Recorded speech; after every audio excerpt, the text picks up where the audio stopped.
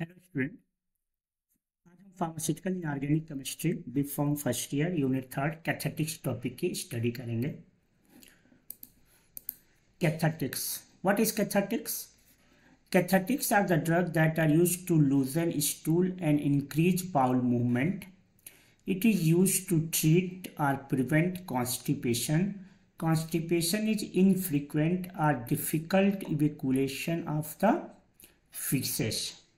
कैथेटिक्स क्या होते हैं? कैथेटिक्स वो ड्रग होते हैं जो कि हमारे स्टूल को क्या करते हैं, लूज करते हैं और हमारे इंटेस्टाइन के मूवमेंट को बढ़ाकर हमारे फीकल मैटर को, जो स्टूल होता है, उसको हमारे बॉडी से आसानी से क्या करते हैं, बाहर निकालने में हेल्प करते हैं।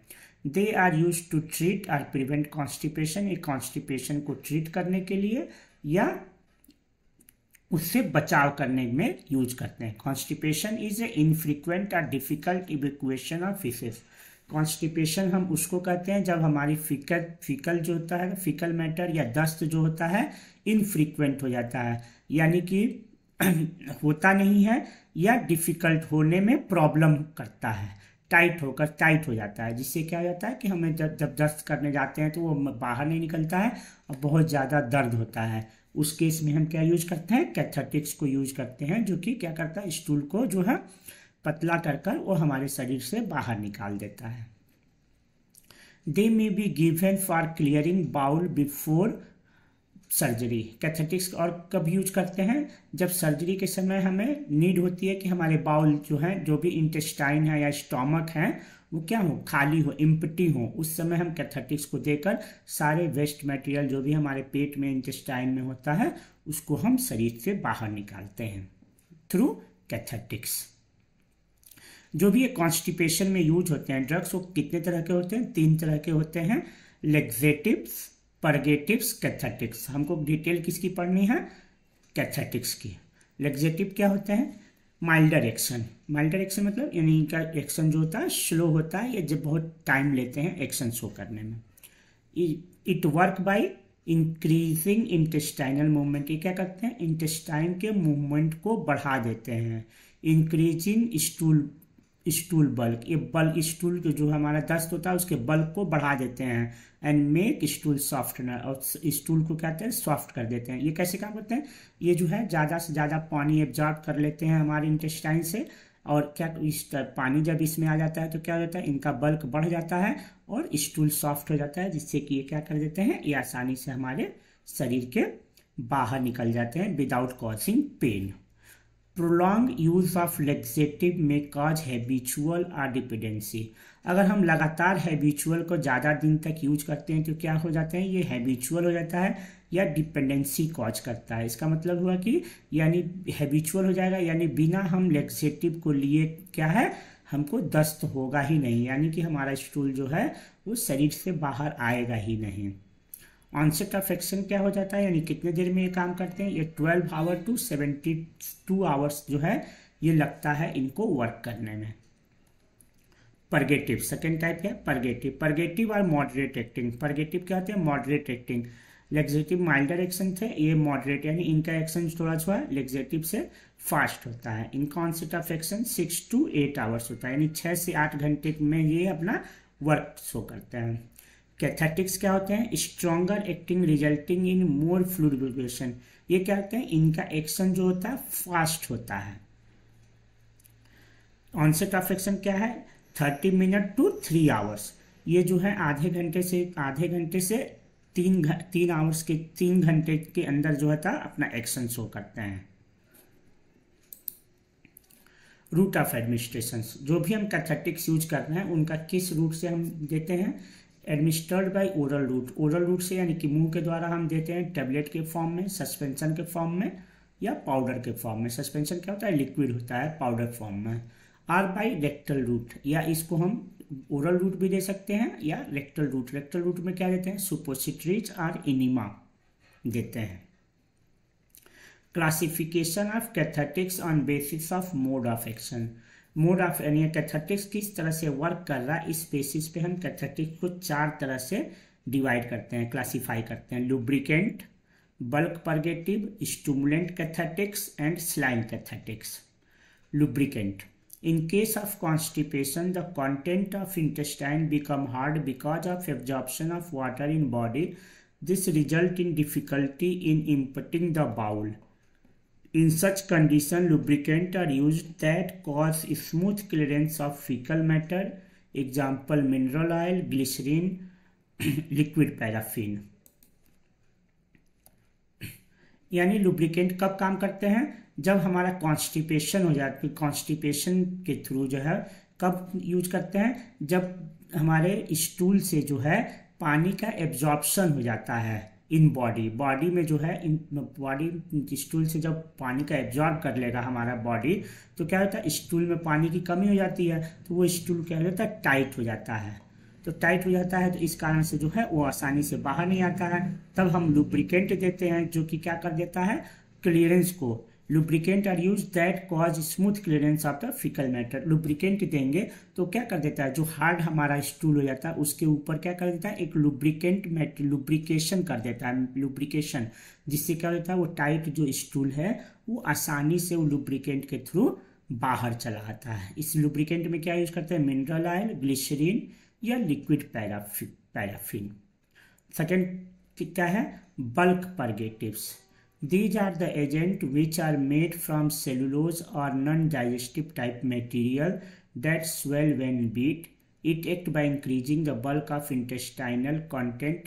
Due to increase in the bulk of intestinal content, peristaltic movement increases which result in defecation. Example: methyl cellulose. Bulk purgatives क्या कर देते हैं, ये सेलुलोज के बनने होते हैं या नॉन डाइजेस्टेबल मटेरियल, यानी ऐसे मटेरियल जो क्या है डाइजेस्ट नहीं होते हैं हमारे बॉडी में, वो क्या करते हैं जो है हमारे बॉडी में जाते हैं और स्वेल, वो पानी को एब्जॉर्ब कर स्वेल कर जाते हैं जब पानी उनमें पड़ता है। तो उससे क्या हो जाता है, it act by increasing the bulk. तो हमारे जो इंटेस्टाइन है उसमें क्या कर देते हैं, जब स्वेल करेंगे तो बल्क बन जाएगा, यानी कि मात्रा बढ़ जाती है उसकी, जिसके कारण जो होता है इंटेस्टाइन के पेरिस्टाल्टिक मूवमेंट, यानी हमारा इंटेस्टाइन जो मूवमेंट करता है वो बढ़ जाता है, और उसके बढ़ने से क्या हो जाता है कि डिफिकेशन हो जाता है, हमारे जो फीकल मैटर है वो बाहर आसानी से चला आता है। एग्जाम्पल क्या है, मिथाइल सेलुलोज। थर्ड हमारा क्या है, स्टिमुलेंट कैथेटिक्स। स्टिमुलेंट कैथेटिक्स में क्या होता है, these are the agent which act directly on the intestinal tract and stimulate peristaltic. It act by local irritation of intestinal tract. Example: castor oil, cinnamon. Stimulant cathartics क्या करते हैं, ये इंटेस्टाइनल ट्रैक्ट में या इंटेस्टाइन में peristalsis को stimulate करते हैं बाय लोकल इरिटेशन, यानी लोकल इरिटेशन कर इरिटेट, हमारे इंटेस्टाइन को इरिटेट करते हैं, जिससे क्या हो जाता है हमारे इंटेस्टाइन का पेरिस्टालिसिस मूवमेंट जो होता है बढ़ जाता है और ये फीकल मैटर हमारा बाहर चला जाता है। Example: castor oil, सिन्नामन। फोर्थ क्या है, saline कैथेटिक्स। They act by increasing osmotic load of intestine by absorbing large quantity of water and therefore stimulate peristalsis. Saline cathetics taken with plenty of water. Example: magnesium sulfate, sodium sulfate, sodium orthophosphate. Saline cathartics क्या हो जाते हैं, ये osmotic load, यानी water का जो है water content को या वाटर के लोड को हमारे क्या करते हैं, इंटेस्टाइन में बढ़ा देते हैं bye absorbing large quantity of water. And water की क्वांटिटी अगर हमारे इंटेस्टाइन में बढ़ जाती है तो ऑस्मोटिक लोड बढ़ जाता है, उससे क्या हो जाता है कि पेरिस्टालिसिस स्टिमुलेट हो जाता है, हमारे जो है इंटेस्टाइन की जो है मूवमेंट बढ़ जाती है और फीकल मैटर जो है आसानी से हमारे शरीर के बाहर आ जाता है। Example: magnesium sulphate, sodium sulphate and sodium orthophosphate. Uses क्या है, to relieve from acute constipation, यानी अगर हमें कॉन्स्टिपेशन हो रहा है, एक्यूट कॉन्स्टिपेशन यानी कि वह केस जब हमारा फीकल मैटर हमारे शरीर से बाहर नहीं आ रहा है, उसमें क्या करते हैं, रिलीव करते हैं, यानी कि हमारे फीकल मैटर को बाहर निकालते हैं। To avoid rise in blood pressure in patient with hypertension due to constipation. अगर कॉन्स्टिपेशन हो रहा है, कोई पेशेंट है जिसको कि क्या है, हाइपरटेंशन है, यानी उसकी बीपी बढ़ी रहती है, और उस पेशेंट को अगर कॉन्स्टिपेशन हो रहा है, उसका फीकल मैटर बाहर निकलता है, तो क्या होता है हमारे पेट में ज़्यादा से ज़्यादा गैस बन जाएगा, टाइट हो जाएगा, तो उसका बीपी बढ़ने की चांसेस होती है उस केस में। तो उससे जो है उसके जो है जब हम एक कैथेटिक्स देते हैं तो क्या करता है, कैथेटिक्स जो होता है उसका पेट साफ कर देता है, जिससे क्या होता है उस जो है हाइपरटेंशन पेशेंट को जो है बीपी नहीं बढ़ता है। To ease defecation in patient with painful haemorrhoid और अदर रेक्टल डिसऑर्डर, यानी ऐसे पेशेंट जिनमें हीमोरॉइड है या बवासीर की शिकायत होती है, तो उनमें क्या हो जाता है, बवासीर अगर है तो अगर उसको जो है फीकल मैटर या स्टूल टाइट होता है तो जो है हीमोरॉइड या बवासीर जो होता है और ज़्यादा दर्द होता है, तो उस केस में हम कैथेटिक्स देते हैं जो कि फीकल मैटर को आसानी से बाहर निकाल जाता है और उस हीमोरॉइड जिसको कि बवासीर का पेशेंट है उसको जो है ज़्यादा दर्द नहीं होता है स्टूल में। हमें कंपाउंड इसमें पढ़ना है मैग्नीशियम सल्फेट, इसकी डिटेल स्टडी करनी है। Magnesium sulphate formula MgSO4 7 water molecular wait जो होता है 246.47 ग्राम पर मोल। सिनोनिम इप्सम सॉल्ट, इसको अदर रूप नेम में क्या जानते हैं, इप्सम सॉल्ट के रूप में भी जानते हैं। इसका प्रिपरेशन देखते हैं इसका कैसे करते हैं। फर्स्ट मेथड है magnesium sulphate is prepared from magnesium carbonate and dilute sulphuric acid to give जब हम मैग्नीशियम कार्बोनेट का सल्फ्यूरिक एसिड से रिएक्ट कराएंगे तो क्या बन जाता है, हमारा मैग्नीशियम सल्फेट मिल जाता है हमको।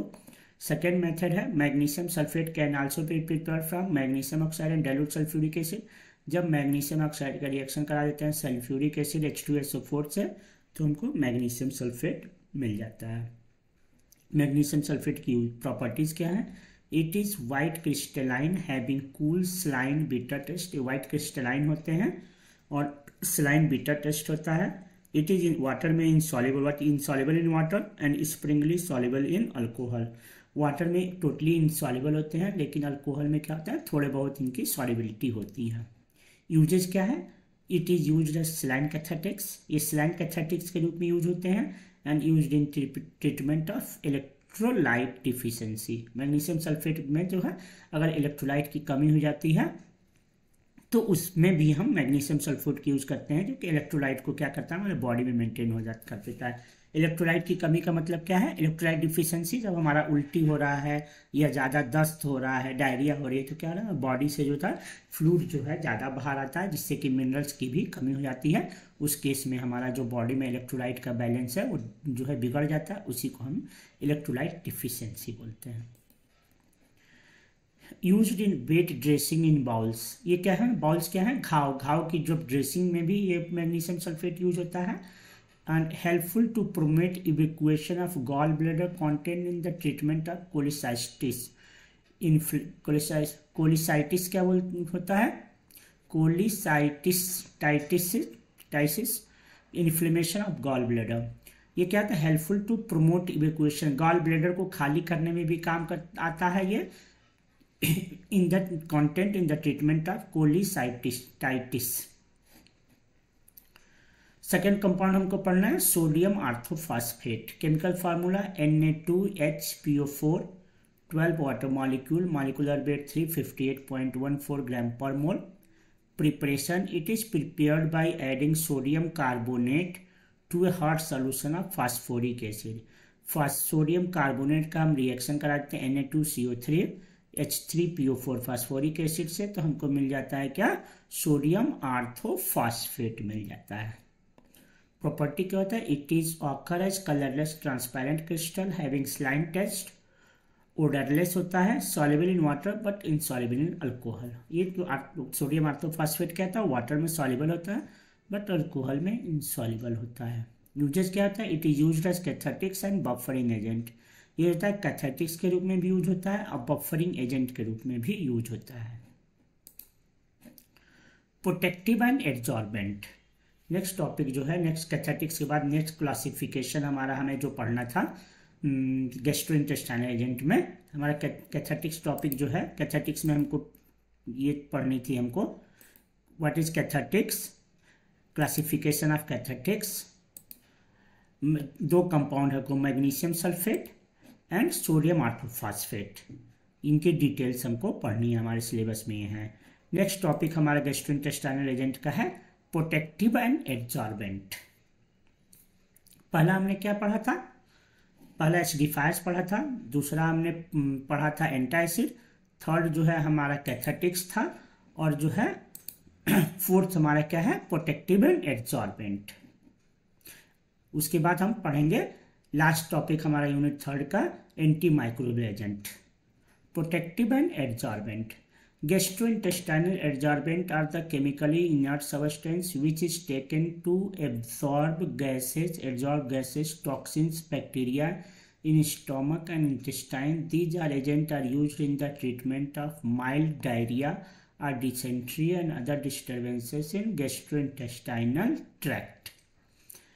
Adsorbent and protective and adsorbent क्या करते हैं? प्रोटेक्टिव एंड एड्सॉर्बेंट जो है केमिकली इनर्ट सबस्टेंस होते हैं जो कि एब्जॉर्ब कर लेते हैं गैस को, टॉक्सिन्स को या बैक्टीरिया को। स्टोमक एंड इंटेस्टाइन में जो है हमारा कोई टॉक्सिन्स है या बैक्टीरिया है या उसको क्या करते हैं, एब्जॉर्ब कर लेते हैं अपने में।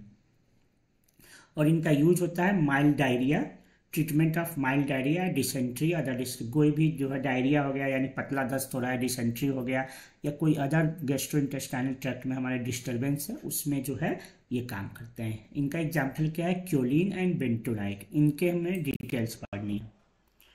क्योलिन क्या है?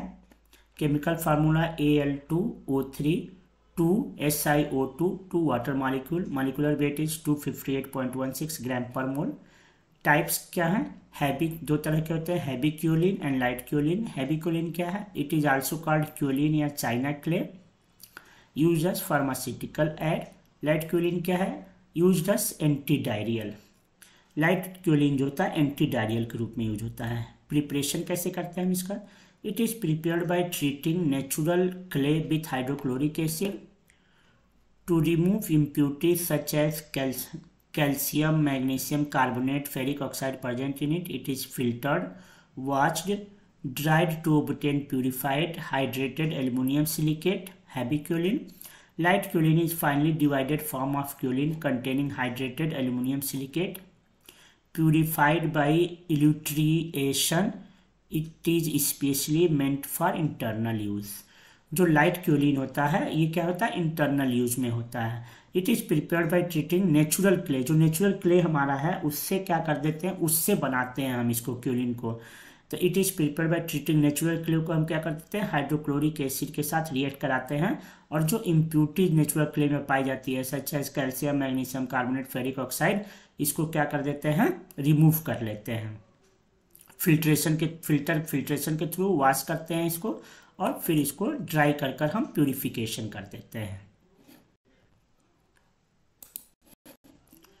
प्रॉपर्टीज क्या है? It is white fine powder, odourless and tasteless, insoluble in water and mineral acid. Uses: kaolin is traditionally been used internally to control diarrhoea, या क्योलिन को हम ट्रेडिशनली बहुत पहले समय से ही हम इंटरनल यूज करते हैं टू ट्रीट डायरिया को, यानी जो पतला दस्त हो रहा है उसको ट्रीट करने के लिए। It is used as adsorbent to absorb toxins and alkaloid poisoning. ये जो है टॉक्सिन, हमारे बॉडी में कोई टॉक्सिन्स है या एल्कलॉइडल पॉइजनिंग हो जा रही है तो उसको क्या कर देते हैं, टॉक्सिन्स को या पॉइजन को क्या करते हैं, अपने एब्जॉर्ब कर लेते हैं, जिससे क्या होता है, इनका इफेक्ट जो होता है वो नहीं शो करते हैं। Topically emollient and drying agent, ये जो होता है इमोलिएंट के काम और ड्राइंग एजेंट का भी काम करते हैं। अगर हम अपने स्किन पे लगाते हैं तो इमोलिएंट क्या करता है, इमोलिएंट जो होता है मॉइस्चराइजिंग एजेंट की तरह काम करता है। Used as protectant for temporary relief of anorectal itching and diaper rash. ये क्या करते हैं, क्योलिन जो होते हैं protectant for temporarily anorectal itching and diaper rash. Anorectal itching यानी कि हमारे रेक्टल पोजिशन पे अगर इचिंग हो रही है, खुजली हो रही है, उसको भी क्या करते हैं, ये रिलीफ देते हैं उससे। या डाइपर रैश, बच्चों को हम क्या करते हैं, डाइपर अगर पहनाते हैं ज़्यादा देर तक तो क्या होता है, उससे उनके जो है डाइपर जब पहनते हैं उसमें जो है पानी ज़्यादा देर तक अगर रह जाता है तो वहाँ पे खुजली होने लगती है, उस केस को हमको डाइपर रैश कहते हैं। उस कंडीशन में भी जो है इसको क्योलिन को यूज कर हम बच्चों में जो है, छोटे बच्चों में जो डाइपर पहन रहे हैं उस एरिया में खुजली होने लगती है या लाल हो जाता है वो एरिया, उसको डाइपर रैश कंडीशन बोलते हैं, उसमें भी ये क्या करते हैं, रिलीफ देते हैं। सेकेंड पढ़ना है हमको bentonite. Bentonite chemical formula Al2O3 4SiO2 2 water molecule, molecular weight is 360.0 31 grams per mole. It is natural colloidal aluminum hydrated aluminum silicate free from gritty particles. ये क्या होता है? It is a native colloidal hydrated aluminum silicate होता है, free from gritty particles. Free from gritty particles मतलब यानी कि कोई भी जो है उसमें छोटे छोटे कण नहीं होते हैं. प्रिपरेशन, ये जो है नेचुरली ऑकरिंग होता है. Properties, it is insoluble in water but swell about 12 times it volume when added. ये जो है वाटर में इंसॉल्युबल होता है, लेकिन अगर पानी पा जाता है तो अपने से 12 गुना जो है क्या हो जाता है? स्वेल कर जाता है. हाइग्रोस्कोपिक इन नेचर, यानी कि उसको मॉइस्चर से, एटमॉस्फेयर से मॉइस्चर को गेन कर लेता है. It is occur fine odourless cream colour. It occur as very fine odourless cream colour powder free from grit. ये क्या होता है? ओडरलेस होता है, क्रीम कलर पाउडर होता है जो कि ग्रीट यानी कि छोटे पार्टिकल से फ्री होता है. यूजेस क्या होता है? It is used as absorbent and protective, used as emulsifier for oil in water emulsion, यानी and it is based for many pharmaceutical preparation including plasters used as purgatives. यानी क्या है? एब्जॉर्बेंट एंड प्रोटेक्टिव के रूप में use होते हैं. It is use S emulsifier for oil in water emulsion, यानी कि कोई हम सोल्यूशन बना रहे हैं ऑयल और वाटर को मिलाकर, तो ये क्या होते हैं? ऑयल और वाटर जो है एक दूसरे में क्या होते हैं? मिसिबल नहीं होते हैं. तो इमल्सिफायर जो उन दोनों को मिसिबल बनाने में यूज करते हैं, जो हम कंपाउंड यूज कर रहे हैं या ड्रग यूज कर रहे हैं, उसको इमल्सिफायर कहते हैं. तो बेंटोनाइट होता है एज ए इमल्सिफायर हो जाता है, जो वाटर को ये ऑयल में मिक्स करने में हेल्प करता है. बहुत इट इज फार्मास्यूटिकल प्रिपरेशंस में भी यूज होते हैं ये. और it is used as bulk laxatives. Bulk laxative हमने पढ़ा था.